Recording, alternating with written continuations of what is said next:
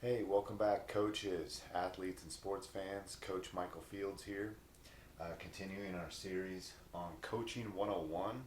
Again, if you want to catch me on Instagram, it's Coach Michael Fields. I'm on Twitter at Michael K. Fields, and you can email me, CoachMichaelFields at gmail.com.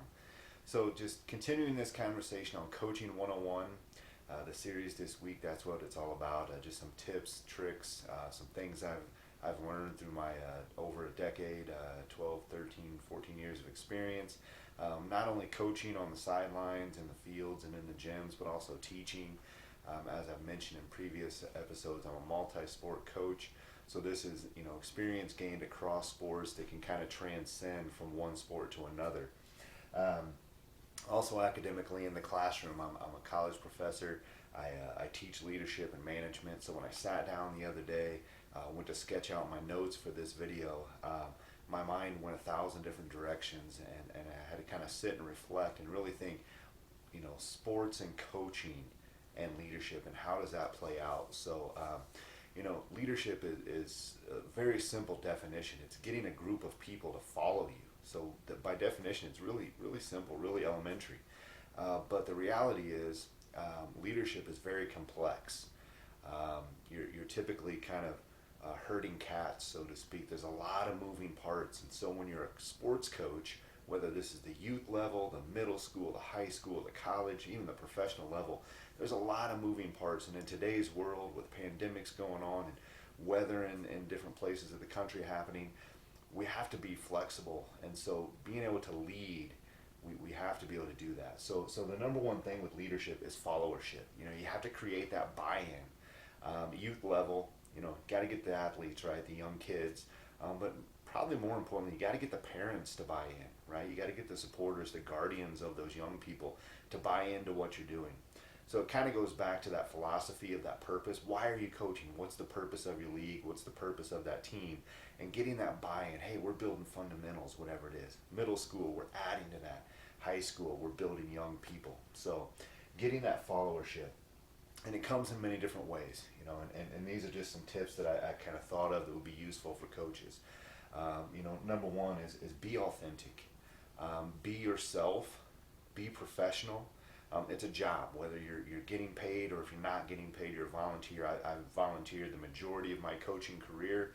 Heck, I paid money really to be a coach, getting certifications and funding teams. And so, but you have to be authentic. Early on, my first couple years as a coach, I was trying to, put on this show that I was, more than what I was, and not really being myself. And, I was always honest and transparent, but I was trying to, be something I wasn't.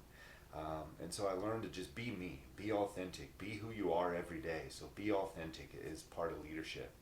That's going to help with that fellowship, that buying, because people are going to know you, right? You also have to understand that when you are authentic, it is a job. So we have to be professional. Um, you know, X's and O's. We can find that stuff. We can Google it. We've got videos. We've got free stuff out there. We can purchase, playbooks. We can purchase, drills and things. So we can learn the X's and O's. You do have to know the sport, though. You can't just be completely non-existent, about the technical part, right? The game itself, whatever it's football, basketball, softball, baseball, soccer, lacrosse, whatever it may be. You do have to know it at a certain level. But to be a good coach, it's really some of this other stuff besides X's and O's. So being authentic is part of that. Trust and honesty. Your team and your parents, supporters, even up through the high school level, your administration, your board, whatever it may be, if you're in a rec league or even a travel group, they have to trust you, and you have to trust them. You have to put the players and the athletes and the team first. We're a big we over me group where I'm at right now. We over me. It's got to be for the team, and you got to build trust, right? And you have to be honest. You have to have those tough conversations. When an athlete wants to play a certain position, and maybe they're just not the perfect fit for that position, and the team needs them somewhere else, you have to be able to go have that difficult conversation with that athlete. If it's a younger kid, you might have to have that conversation with parents, and you just have to be honest. And there's an easy, good way to approach that. And that is reminding them, we're about the team and developing skills, and we think you're a better fit to help the team here instead of there. Every kid wants to be the pitcher. Every kid wants to be the point guard. Every kid wants to be the quarterback, right? Not every kid is really cut out for that, across sports. So we have to be honest. We have to trust that they trust us. We have to build trust, and it starts by trusting them first and letting them, trust you after that. Transparency, and it kind of comes back to that honesty and being authentic, right? We have to be transparent. We're not doing things behind closed doors. We're not making, decisions. I can remember early on in one of my kids' careers, my son, a football player, and we were at a youth league several years ago. He's a high schooler now, but he was in youth league, and we needed a quarterback. Our starting quarterback, and again, this is third, fourth, fifth grade, went down with an injury. I was going to miss a couple weeks, and we're trying to find a backup and somebody to fill in. And I literally was transparent, and I have parents on the sides watching practice, and I tried out like 4 kids, and I hear the parents, when the kid couldn't make the handoff, couldn't take the snap, whatever it was.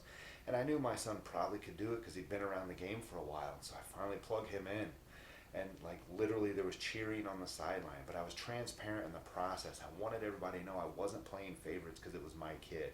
So you have to be transparent, and it has to be that way with every athlete on the team, whether it's your kid or your buddy's kid or whatever it is. You have to be transparent, and it comes again. All these are linked, right? We have to be honest.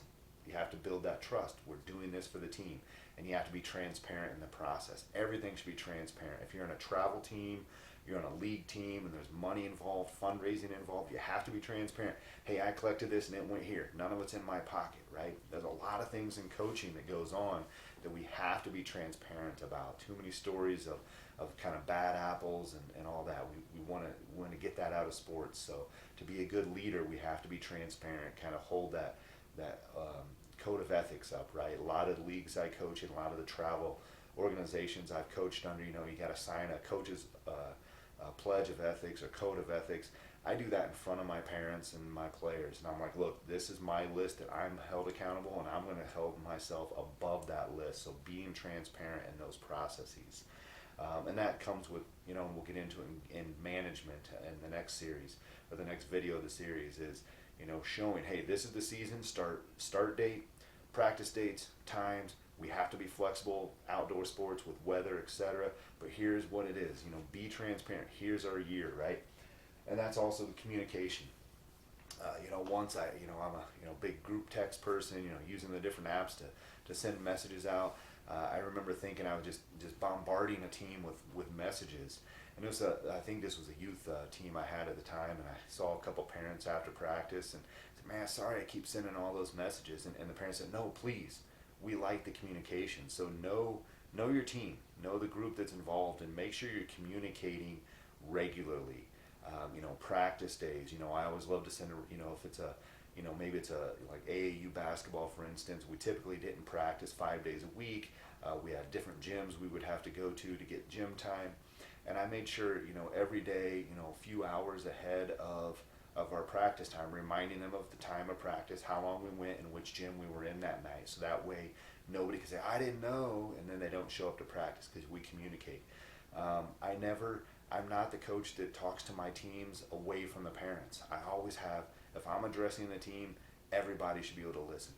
I'm not big on singling individuals out by name. I may do it by an action that occurred in practice or in a game, but I don't like to single people out, because if one person needs to hear it, there's probably 2 or 3 or 5 or so athletes that need to hear that, right? So make sure you're communicating often, and you're transparent, honest, and be authentic, right? So these are some of the keys of leadership that I think are very helpful for sports coaches across sports, whether it's a big team sport, with 11 players like football, soccer, lacrosse, whether it's a smaller team sport with like baseball or basketball, I should say, baseball and softball with 9, 10, 12 athletes on a team. We have to communicate. We have to be good leaders, and it starts by getting that buy-in, that followership. We have to be authentic. We have to build trust and be honest, be transparent, and make sure we're communicating. And I always live by the motto, I coach beyond the scoreboard. And so I recommend that, and that's, that's also part of leadership. We're not just developing athletes; we're developing young citizens, young adults, and even in the college level, we're still developing them to be productive citizens. So, again, appreciate you guys watching the videos. Hopefully, this is helpful for everyone. Again, on Instagram, Coach Michael Fields, Twitter at Michael K Fields, and you can always email me at coachmichaelfields@gmail.com. Please like, subscribe, and share the videos down below. Comment if you got suggestions for future videos. Love to talk sports, love to talk this stuff. Appreciate everybody watching. Thank you.